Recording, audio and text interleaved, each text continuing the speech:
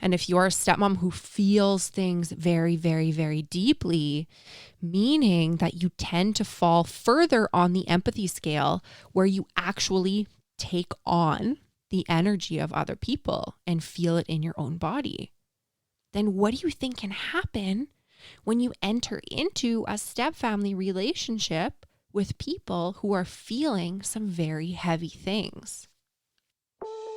Where would you take your life if you knew you could not fail? I get it.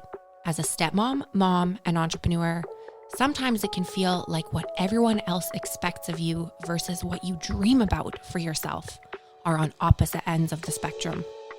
As a woman, you're taught from a very young age what society thinks you're worth based on how you look, how you behave, and how much money you're allowed to bring in. But I'm here to show you that you can be the woman who has it all, and not just on the outside. I'm Brittany Lynch, and you are the queen of your castle. Hello, hello, hello. Welcome to another episode of the Queen of Your Castle podcast. I am your host, Brittany Lynch. Thank you for joining me here today.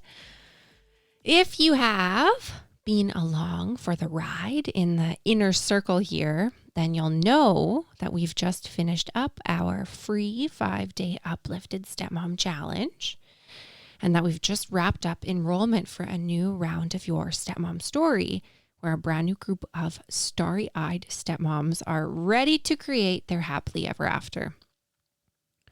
And if you're not sure what I'm talking about, or you're just kind of for the first time getting to listen to any Queen of Your Castle podcast episodes, or just getting to know Step Queen, then basically over the last couple of weeks, we hosted an online event where I challenged hundreds of women from all around the world to participate in one short activity every day for 5 days, with each of those activities designed to help these stepmoms improve their stepfamily relationships.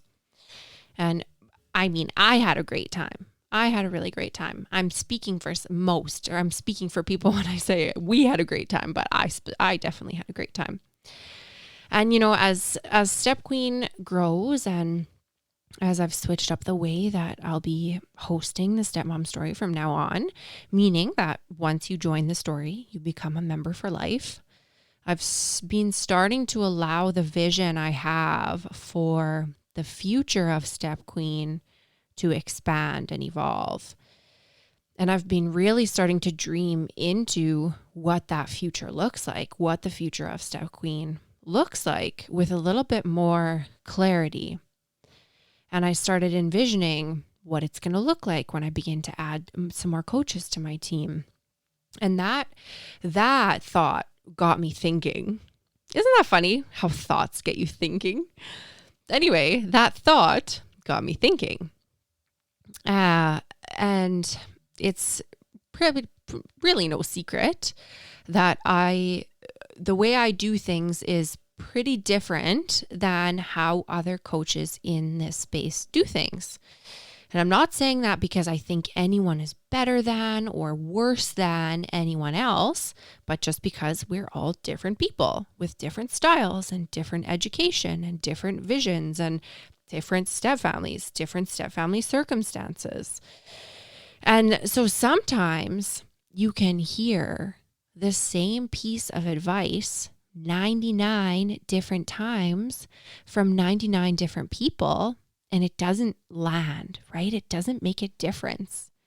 But then the very specific way that you hear it on the 100th time by the 100th person, it just makes everything click for you. Just something about the way that this person communicates, or something about their own story that resonates really deeply with you, that you just get it. Same information, different delivery. And that's one reason I think that it's really important that more and more stepmoms become coaches once they get to the other side. There really are not that many of us.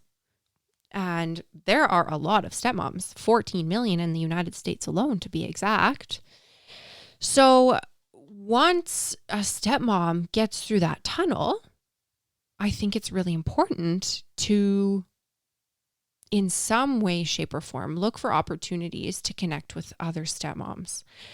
Because I know for a fact, that I know I'm not everyone's cup of tea. Weird, I know, but I know I'm not everyone's cup of tea. But Coach Sally, on the other hand, she's the best thing since sliced bread.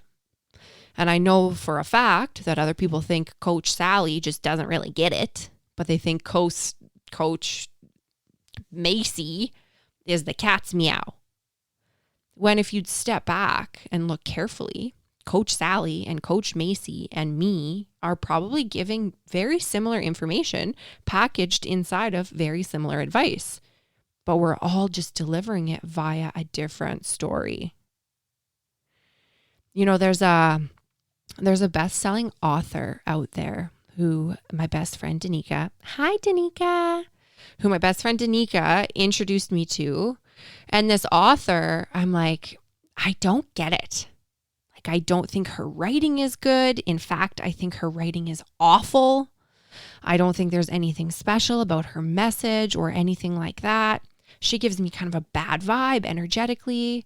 But this author, this woman, she has a literal cult-like following. People who like her don't like her. They love her. She's got multiple best-selling books. Oprah loves her. People are obsessed. And so it really begs this question. How can there be such different perceptions of the same person? How is it possible that the exact same words land so differently to two different people? How is it possible that when this author, for example, says one sentence that makes me roll my eyes, how is it possible that someone else gets that literal exact same sentence tattooed on their wrist as an inspirational mantra? Well, surprise, surprise, I've developed a theory. And as an empath, I've developed a theory about that part specifically. But it's funny to me that even through the screen of my phone or the screen of my laptop, I can still sense the energy of other people. I can still feel the feelings of other people, even if they're halfway across the world, even without being in the same room as them. But since this challenge wrapped up, and there were multiple hundreds of women who participated, I got to thinking wow, a couple of years ago, there's no way I would have been able to survive that emotionally. There were as many women in the challenge as there were in my high school graduating class. And there is absolutely no freaking way that I could have held space for all of that energy and all of those emotions only a handful of years ago when I started Step Queen. And from there, from looking at how far I've personally evolved since I started facilitating this work, I went down yet another thought rabbit hole and ta-da! Today's episode was born. And if you are also an empath, maybe you can relate. And if you've never heard of the word empath, but you're intrigued because you are also really, really tuned into the feelings and emotions of other people, but you never actually knew that this had a label attached to it, then stay tuned. I don't actually remember when exactly it was that I was first introduced to this word empath, right? Like empathy without the Y, empath. But when I learned about what it meant to be an empath, for the first time in my life, I felt like someone actually understood me. I've always been a really, really, really sensitive person and a really, really, really emotional person. When I was in grade 2, I devoured the book Where the Red Fern Grows by Wilson Rawls. And I absolutely sobbed, body-racking snot bubble sobbed, wept. If you have not read it, I would highly recommend it. It's so good. It's a classic of classics. So not only have I always been like super sensitive and super emotional, I've always also been really attuned to the feelings and the emotions of other people. And I've read throughout all of my brain research, I've read some theories that say or posit that children who grow up with either a parent who struggled with addiction or a parent who was abusive or a parent who can be really hot and cold, these kids typically develop a really advanced ability to read other people's emotions, to sense other people's emotions. And from a brain-based perspective, this makes sense, right? Like if you really want to stay alive and avoid the risk of getting hurt or getting yelled at or whatever, then it's really, really freaking smart of your really cool brain to be able to recognize even the most subtle differences in someone's behavior. Because if you want to stay on the good side, then it's smart of your brain to be able to sense when that mood has shifted just over the line from light to dark so that you can alter your behavior accordingly. And therefore, avoid that pain that might be coming as much as possible, right? Make yourself scarce, do something nice, hide. And I mean, this is just a theory. It's not a cut and dried rule. There are definitely people who grew up in stable, loving homes who are empaths. And there are definitely people who grew up in dysfunctional homes who are not empaths. People are complex, right? Our brains are very complex and incredible organisms. Organs, not organisms. That would be something else. Anyway, I've always been able to really feel what other people are feeling.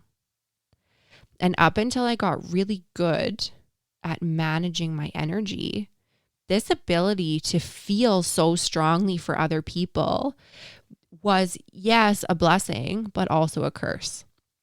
Because what makes having empathy, aka being able to imagine what life would be like in someone else's shoes, what makes empathy different from being an empath is that while someone with empathy can imagine, like, yes, if I was you, I can totally understand why you would feel that way, right? I can just imagine myself in your shoes, in my body, right?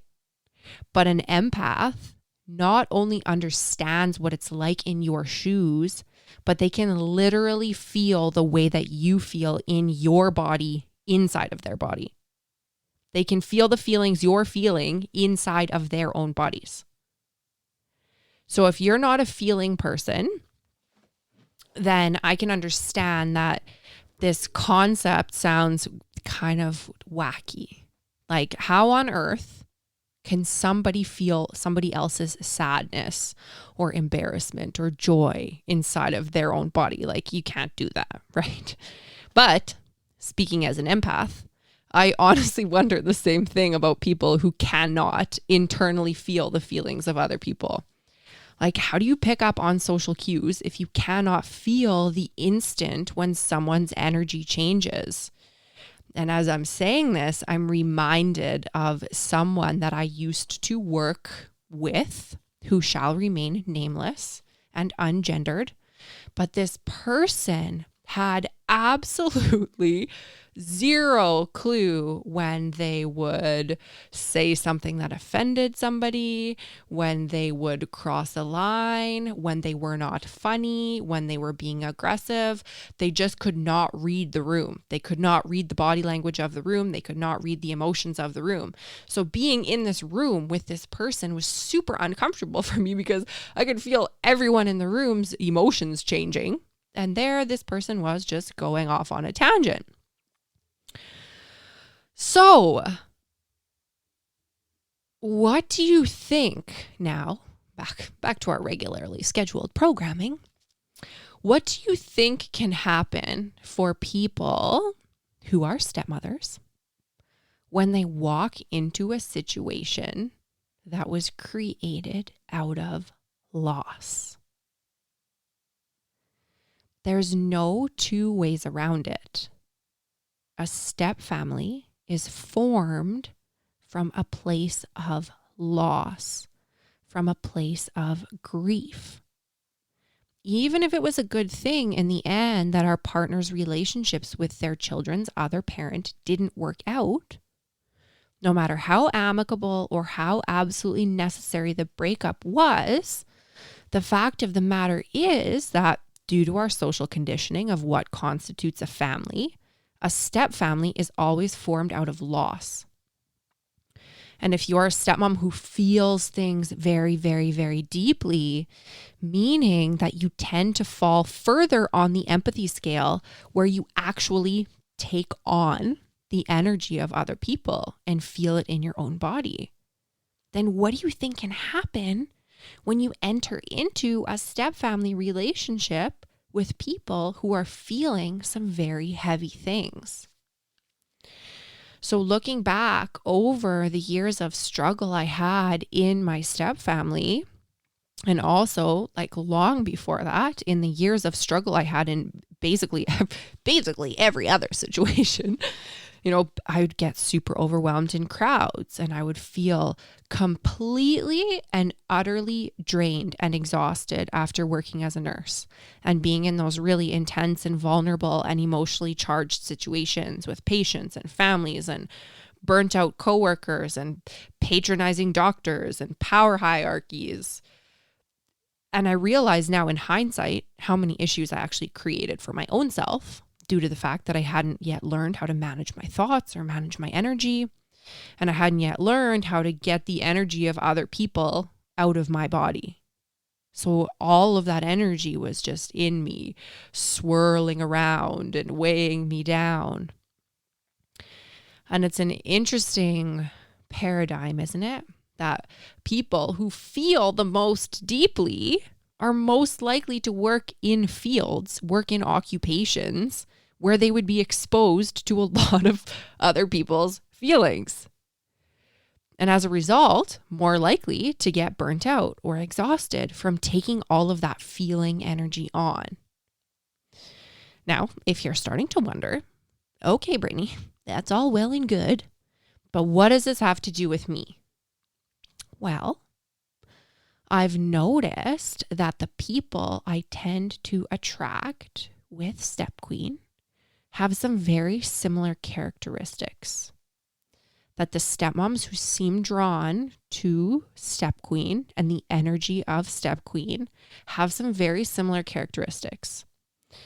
Like, not only do I tend to attract the creme de la creme of stepmoms, but I also tend to attract stepmoms who are drawn to energy and energy work, and stepmoms who are very deep feelers, who feel things very deeply, who are empaths, who want to help other people, who want to help each other, who can feel when something is off with her partner and feel when something is off with her stepkids, and who want to genuinely help them to stop feeling that way. Maybe it's just because they hope when you stop feeling that way, then I don't have to feel like crap every single day. Right? Like stepmoms who are more than happy to get down into the trenches with another person, even if it means taking on all of those feelings, because they hope that getting down there with the other person, they hope that maybe that'll be enough to convince the person to get out of the hole, to get out of the trench. But I feel like this is a conversation that we, as a society as a whole, don't have enough. I feel like we don't have enough conversations with and for the people who are helpers, with and for the people who walk around all day like sponges, sucking up all the energy of everybody around them.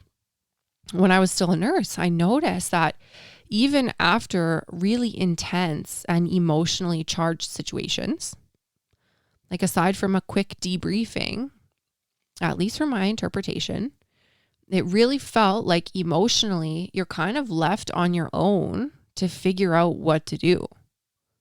Like, congrats, you just watched a young mother die. Now get back to work.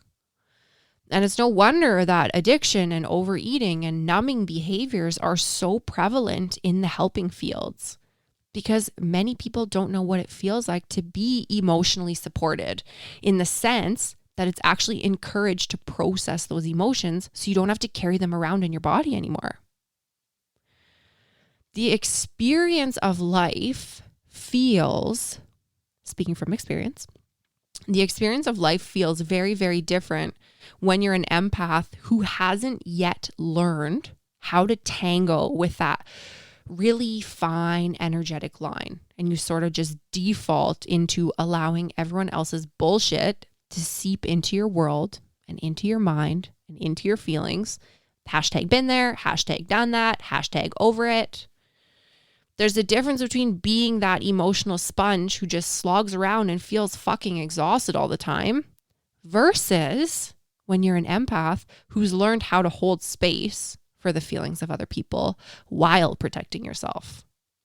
And like the parallel here, because that's also a huge goal, at least for me as a mentor with my clients, is having you explore how can you hold space for whatever this chaos is that's happening in your stepfamily while you still simultaneously and even more importantly protect yourself and the way you feel and the ways you choose to give and protect your energy. One of my goals for my clients is to facilitate this really powerful expansion and balance those scales. So something else that I hear really often from people who just come into the Step Queen world for the first time is that the way in which I mentor, the way in which I teach, the way I teach, mentor, I lost another word, but you know what I'm talking about. The way in which I mentor, as lots of people say, is that it's the only way that they've been able to find that's actually being helpful beyond the validation of feelings. Beyond just saying, yes, what you're feeling as a stepmom is normal. And again, I want to circle back to what I said at the beginning of this episode. It could just be that if you are, in fact, someone who feels really deeply, if you are an empath, you might have the sense that another coach is dropping the ball because they're not telling you what to do with that feeling now. But for people who are not empaths, because believe it or not everybody is an empath, but for people who are not empaths, maybe all people who are not empaths, maybe all they need to know is that what they're feeling is normal. And then boom, they're off to the races, right? I'm good. So the way that Coach Sally or Coach, what did I say? Macy delivers that message works for some people. And how amazing is that? That there can be all types of coaches for all types of people. And that the more of us that there are, the more likely that another stepmom is going to be able to find someone who shares that message in exactly the right way. They get to be the 100th time, the 100th person saying it for the 100th time that makes it make sense for somebody else. So if you're a stepmom who's a very deep feeler, if you're a stepmom who's maybe just discovering that she's an empath, then I cannot stress the importance of learning how to manage your energy and how to protect yourself from the energy of other people. Because us empaths, we need each other. We need each other to help each other feel our way through to the other side. I just want to end off by saying that as a culture in the West, as a rule, a general rule, and yes, I'm making assumptions and painting with a broad stroke brush or however that saying goes, but as a general rule, we are very, very, very disconnected from our feelings. Like kids grow up with their parents saying, stop crying, don't get angry, don't laugh so loud. And we just like, if something's wrong with our kids, we like rush to their side and we're like, oh, what's wrong? Just be happy, right? It's like we have a goal as a society just to become happy. That's all you should feel is happiness. And little girls are told, be nice and be quiet and be gentle. And little boys are told, be aggressive, don't be soft. And then that turns into a whole bunch of other issues that we can talk about another day. But what a gift, if you're an empath, what a gift you have to offer the world.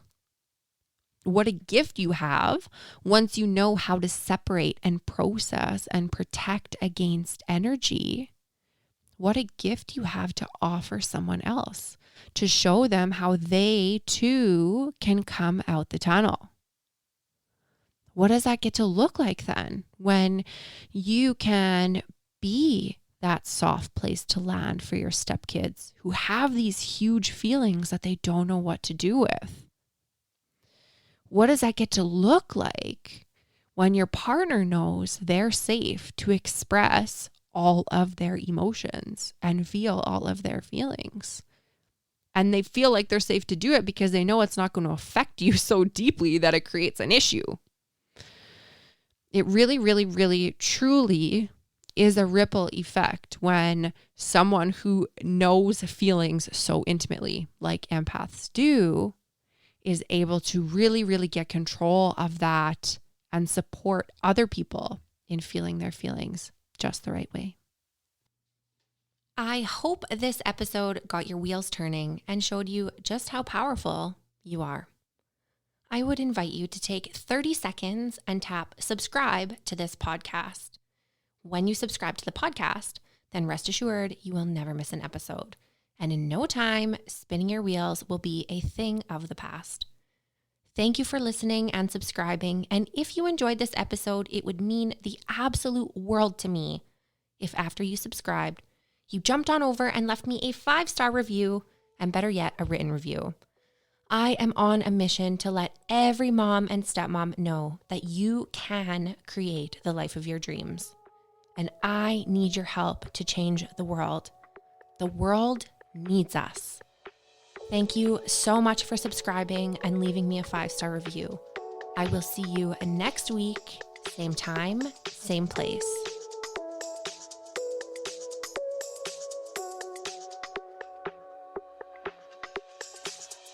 For more behind the scenes action and to get really up close and personal with me and our beautiful step family, jump on over to Instagram and follow me at The Step Queen. Don't be shy, send me a DM, tag me in your posts, tag me in your stories, let me know what you're up to and what about the podcast has been blowing your mind. I cannot wait to get to know you better, and Instagram is my jam. I love you so much. I love you so much. Make it rain, girlfriend.